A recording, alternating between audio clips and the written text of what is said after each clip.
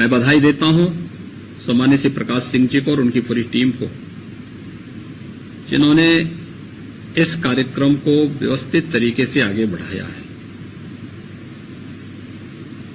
ये मेरा सौभाग्य है कि प्रयागराज कुंभ को आयोजित करने का मुझे अवसर प्राप्त हुआ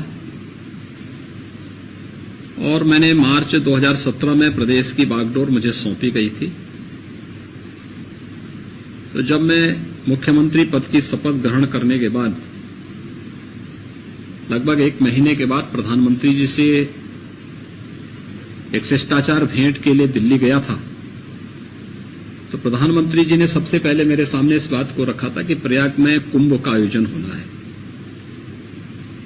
और कुंभ का आयोजन क्या लीग से हट करके हम उसको एक वैश्विक स्तर पर ले जा सकते हैं।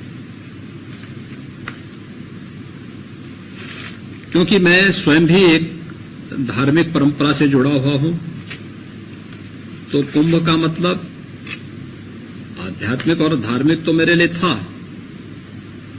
लेकिन हम इस बात को मानते थे कि कुंभ का मतलब जहां पे भगदड़ होती है, अव्यवस्था फैलती है, गंदगी होती है और उसको एक अपनी दिनचर्या का हिस्सा मान लेते थे कि ये तो होना ही है, इसलिए इसको हम नियति मान लेते थे। तो मुझे लगा कि प्रधानमंत्री जी के बोलने का मतलब है कि हम कुछ विशिष्ट करें, इसका मतलब हमें इससे लीग से हट करके सोचना है। तो मैंने यहां पर आकर अपनी बैठक की थी और बैठक करने के बाद फिर इसको वैश्विक स्तर पर ले जाने के लिए क्या किया जाना चाहिए, मैंने तत्कालीन विदेश मंत्री श्रीमती सुषमा स्वराज जी के साथ फिर चर्चा की।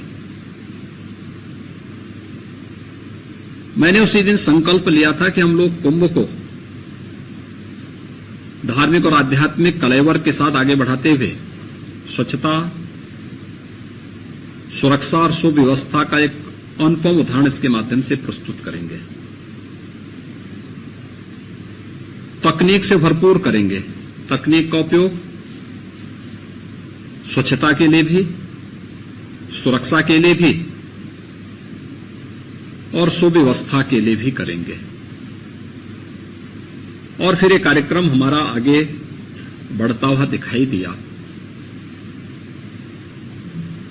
पूरी कमान को मैंने अपने पास रखा। कोई भी शासन में बैठा हुआ अधिकारी, कोई भी शासन से जुड़ा हुआ मंत्री या प्रदेश सरकार से जुड़ा हुआ कोई भी अन्य व्यक्ति बिना मेरी अनुमति के फील्ड में तैनात किसी भी अधिकारी को कोई निर्देश जारी नहीं करेगा। कोई भी आदेश जारी होना है विभागीय स्तर पर, वह मेरे स्तर पर मेरे माध्यम से जाएगा। मैं उसको एक बार देखूंगा और फिर मैं अंतिम 6 महीने के लिए तो सप्ताह में 1 दिन वहां जरूर जाता था। मेरे कार्यक्रम जब फील्ड विजिट के होते हैं तो अक्सर बड़े महानगरों में पब्लिक को परेशानी न हो तो मैं रात्रि के समय जाता हूं। तो सायंकाल में यहां से जाता था, 6 से 6:30 बजे के बीच में वहां पहुंचता था। 7 बजे से 9 बजे तक बैठक लेता था और रात्रि 10 बजे के बाद फिर मैं फील्ड में विजिट करता था, रात्रि को 12 बजे, 1 बजे, 2 बजे तक। और कुंभ के पहले तक हम लोगों ने अपनी सारी तैयारियां पूरी कर ली थी। लोग ये मानते थे, लोगों ने सबसे पहले प्रश्न ये किया कि इतनी तैयारी क्यों है, तो अर्ध कुंभ है, अर्ध कुंभ में इतनी तैयारी नहीं होती। हमने कहा अर्ध कुंभ को नहीं, हम पूर्ण कुंभ बनाएंगे इसको। और हमारी परंपरा आधा नहीं मानती, पूरा मानती है। हम पूर्णिमा के चांद को प्रणाम करते हैं, ये अर्धचंद्र की परिकल्पना हमारे यहां नहीं है।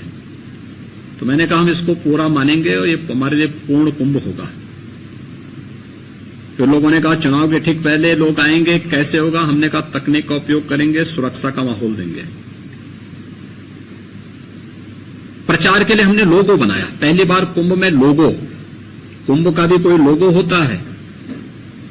हजारों वर्षों की इस विरासत को हम लोगों ने सर्वसिद्धि प्रदा कुंभ का एक लोगो देकर के उसको प्रस्तुत किया और उसका प्रचार किया हर एक माध्यम में, हमारे सरकारी पैड में, हमारे द्वारा दिए जाने वाले गिफ्ट में, हमारे द्वारा भेजे जाने वाले प्रत्येक निमंत्रण में हमने लोगों को खूब हाईलाइट किया। देश और दुनिया के सामने हमने इसको प्रस्तुत किया। दूतावासों को हमने आमंत्रित किया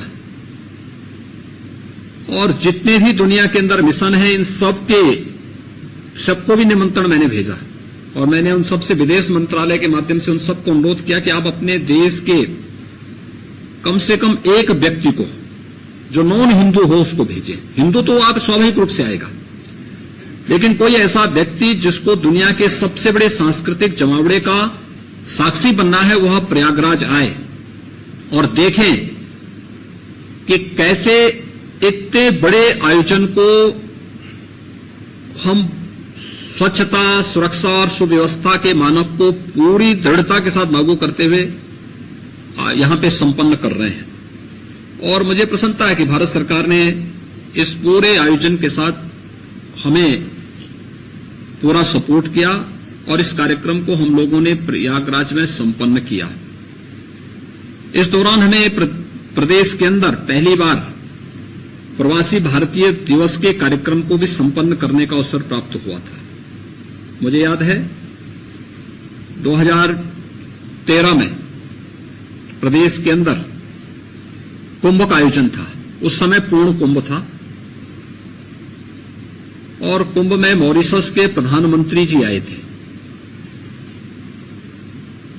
वो बड़ी श्रद्धा के साथ आए, लेकिन जब प्रयागराज में गए गंगा नदी को और संगम को उन्होंने देखा तो दूर से प्रणाम करते हुए चले गए। क्या यही गंगा है? क्योंकि यहां गंदगी थी, बदबू थी, दुर्व्यवस्था थी।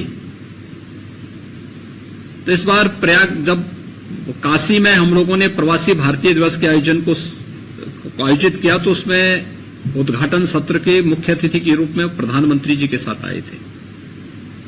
तो मैंने संकोच में उनसे इस बारे में अनुरोध किया कि आप काशी आए हैं, आपके साथ लगभग 400 प्रवासी भारतीय मॉरिशस से आए हैं, अगर ये सभी लोग प्रयागराज कुंभ में भी आए तो हमें प्रसन्नता होगी। क्योंकि कार्यक्रम कुंभ का आयोजन 15 जनवरी मकर संक्रांति से लेकर के 4 मार्च शिवरात्रि तक आयोजित हुआ था और प्रवासी भारतीय दिवस का आयोजन भी 19, 20, 21 जनवरी 2019 के आसपास ही प्रयागराज में था, काशी में था। तो मैंने जब उनसे अनुरोध किया तो मुझे संकोच हो रहा था, क्योंकि उससे पहले का मेरे सामने था कि मॉरिशस के प्राइम मिनिस्टर आए थे और गंदगी उन्होंने देखी थी, तो उस समय उन्होंने बहुत तीखी टिप्पणी भी की थी।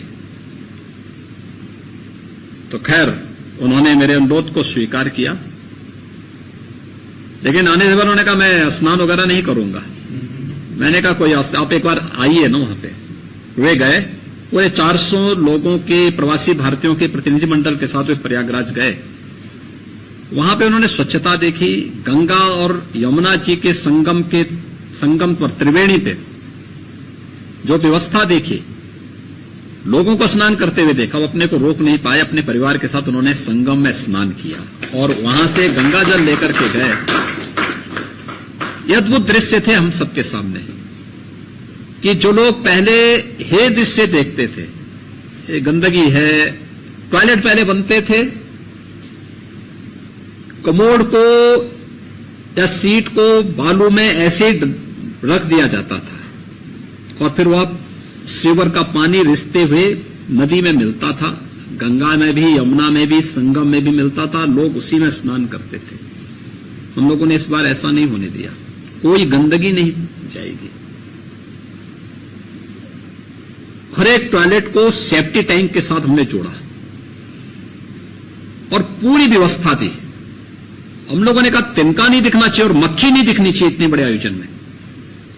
लोगों ने कहा कि भीड़ आएगी, क्या करेंगे? और मैंने स्पष्ट निर्देश दिया था कि 5 किलोमीटर से अधिक किसी भी श्रद्धालु को पैदल न जाना पड़े। मुझे याद है जब नासिक का कुंभ था, त्र्यंबकेश्वर नासिक में कुंभ था, एक स्नान के दिन मैं स्वयं भी नासिक त्र्यंबकेश्वर में था। मैंने देखा 20 किलोमीटर दूर लोगों को रोक दिया गया था।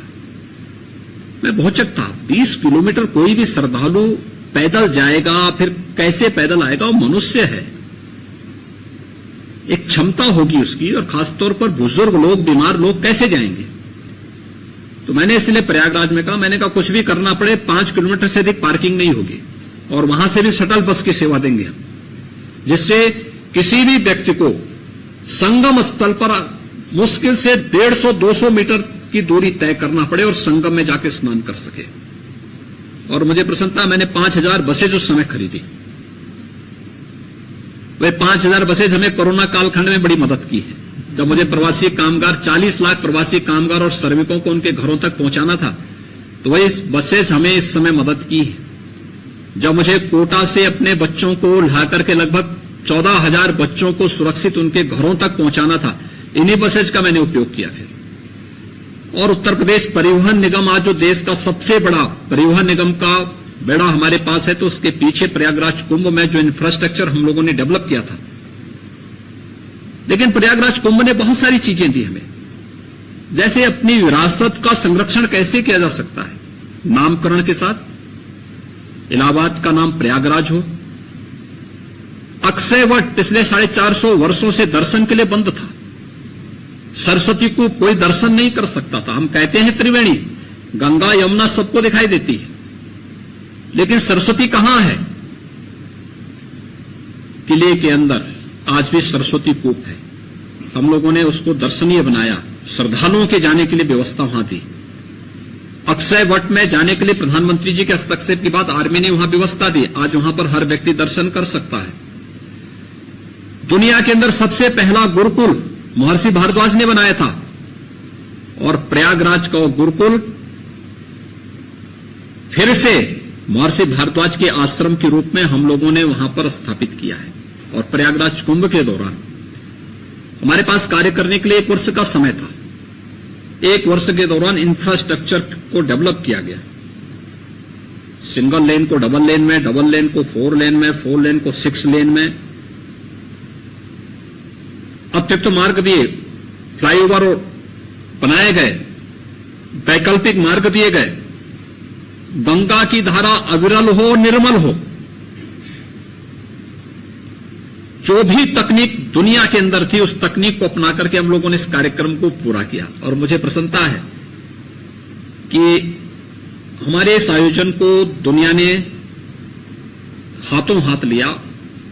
आने वाले श्रद्धालुओं के लिए हम लोगों ने कहा तकनीक का उपयोग करो। सुरक्षा के लिए हम लोगों ने इंटीग्रेटेड कमांड सेंटर बनाए थे।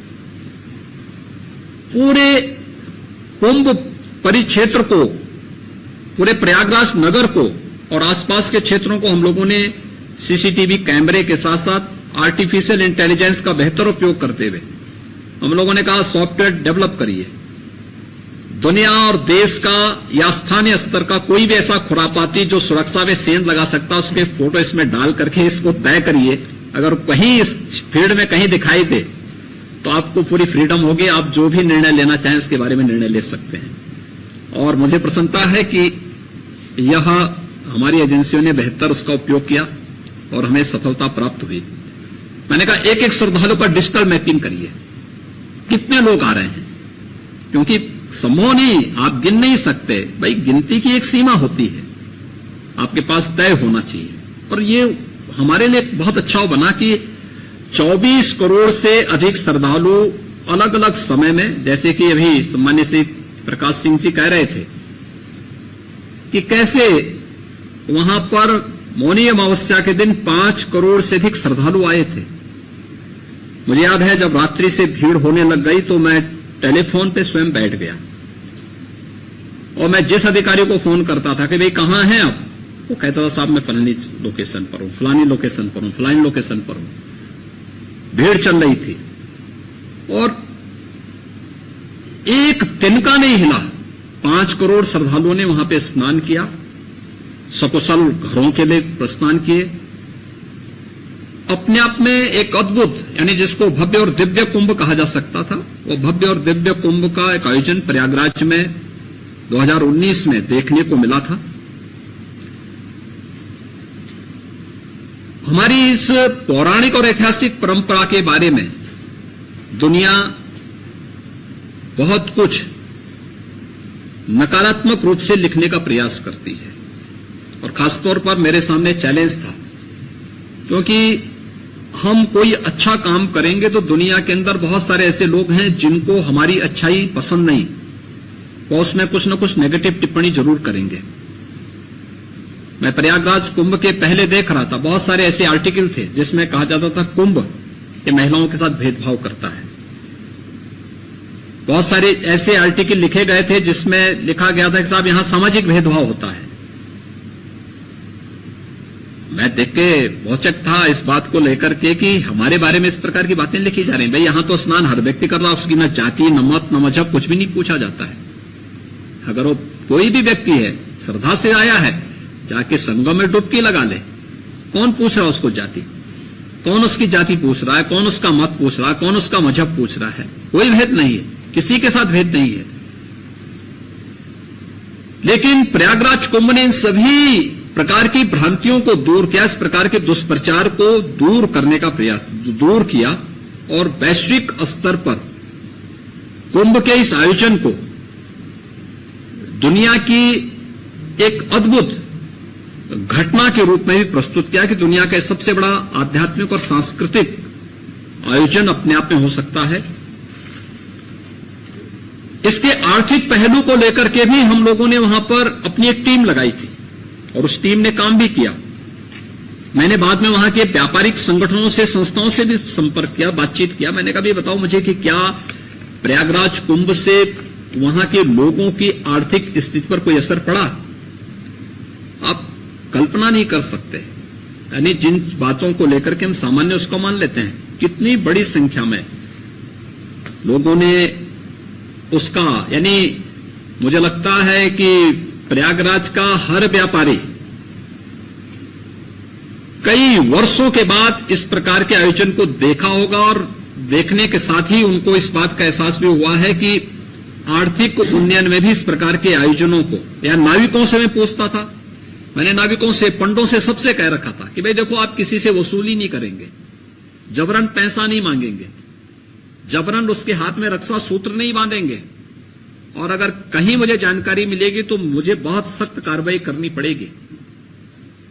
मैंने व्यक्तिगत संवाद सबसे बनाया था। ऐसा नहीं, मैं जब जाता था तो अलग अलग तब लोगों से मिलता था, नाविकों के साथ मिलता था, पंडों की बैठक अलग करता था, अलग अलग धर्माचार्यों के साथ अलग बैठता था, व्यापारिक संगठनों के साथ अलग, सामाजिक संगठनों के साथ अलग, सबके साथ अलग अलग बैठकें होती थी। तो नाविक जो मुझे कहता था साहब अन्य कुंभ में हम लोग 6 महीने साल भर के लिए कमा पाते थे, लेकिन इस कुंभ में हम लोगों को पिछले कई कुंभ की तुलना में अगले 5-7 वर्षों की पूरी कमाई हम कर लिए हैं। और ये परिणाम तब आया क्योंकि हम मांगते किसी से नहीं थे, हमें उस पार से इस पार लाना होता था, या लोगों को थोड़ा बहुत संगम में जाने के लिए या कहीं भी अगर जाने के लिए वे लोग कहते थे, हम लोग उनको लेके जाते थे। जब हमसे पूछते थे कितना किराया हुआ, तो हमारा किराया तय था, प्रशासन ने पहले किराया तय कर दिया था, इस किराए के अनुसार सूची रहती थी, तो वह उससे कई ज्यादा पैसा हमें दे करके जाता था कि नहीं आप बहुत अच्छा काम कर रहे हैं, हम आपको ये इनाम दे रहे हैं। तो ये चीजें हमें देखने को मिली। ऐसे ही अन्य हर स्तर पर हमें देखने को मिला था, सफाई कर्मी से लेकर के हर एक व्यक्ति। और अद्भुत घटना तो तब थी जब एक सफाई कर्मी के पांव प्रक्षालन का काम प्रधानमंत्री जी ने स्वयं किया। यह अद्भुत घटना थी अपने आप में। तो ये चीजें हमें इस बात को दिखाती हैं कि जो हमारे पर्व और त्योहारों को लांछित और अपमानित करने का प्रयास होता है, भारतीय संस्कृति के बारे में जो दुष्प्रचार किया जाता है, इसके नाम पर भारत के बारे में दुनिया के अंदर तमाम प्रकार की भ्रांत धारणाएं बनाई जाती हैं। इस प्रकार के आयोजन भारत की छवि को और अपनी परंपरा और अपनी विरासत को आगे बढ़ाने का एक अवसर हमें प्रदान करते हैं। मुझे बहुत प्रसन्नता है कि ICSSR ने इस पहल को आगे बढ़ाया और सम्माननीय श्री प्रकाश सिंह जी के नेतृत्व में आज यहां पर प्रयागराज कुंभ पर इस पुस्तक को जीवन के प्रत्येक पक्ष को छूते हुए प्रस्तुत किया गया है। यह देश और दुनिया के उन सभी शोधार्थियों के लिए या जिज्ञासुओं के लिए यह एक मील का पत्थर साबित होगी। उस फील्ड में काम करने वाले लोगों के लिए एक नई दिशा देने का कार्य करेगी। मैं इस कृति के लिए प्रकाश सिंह जी का अभिनंदन करता हूं। ICSSR को हृदय से धन्यवाद देता हूं और विश्वास व्यक्त करता हूं कि प्रयागराज कुंभ पर लिखी गई ये पुस्तक दुनिया के अंदर वैश्विक मंच पर 19 से पहले जो भ्रांत धारणाएं प्रस्तुत की गई हैं उन सबको दूर करने में सफल होगी। आप सबको एक बार फिर से हृदय से बधाई और शुभकामनाएं।